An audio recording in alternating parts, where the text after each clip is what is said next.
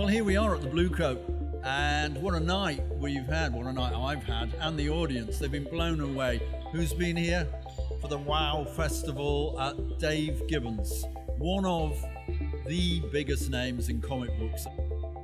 What I'm going to do is I'm going to sort of take you through the various parts of my career in an illustrated slideshow lecture, and then what we're going to do is open it up to questions afterwards. Tonight was amazing. It was such good fun. I came because I wanted to see the comics laureate, and it was definitely worth it. It was amazing. My parents did take me along to the local artist, and I suspect what they were doing was seeing if I was actually talented. He told my dad to tell me to bring my latest thing, the thing that I was working on along with me, and he would have a look at it.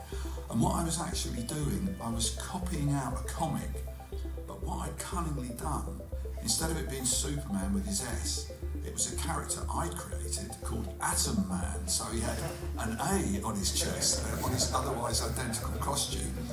And instead of Batman, I had Birdman, who had feathers instead of ears, and had a bird rather than a bat on his chest. So anyway, that kind of took care of all the copyright issues.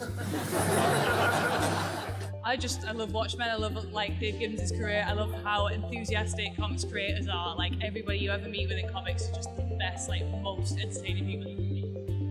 Well, I've been coming to Liverpool on a regular basis for a few years now because my stepdaughter went to uni here, and her and her boyfriend now work here. So I've got to know Liverpool quite well. It's a fantastic city. Frankly, if I had my time again, I'd probably prefer to live in Liverpool than to live in London. I've had a great time. And as for tonight, the audience were brilliant. They sat there very attentively, asked me some great questions, and I thoroughly enjoyed it. The older I get, the less inclined I am to chain myself to the drawing table or the word processor. And I'm lucky enough to be doing a bit of consulting for various companies about storytelling, about the things that I've spent my life doing.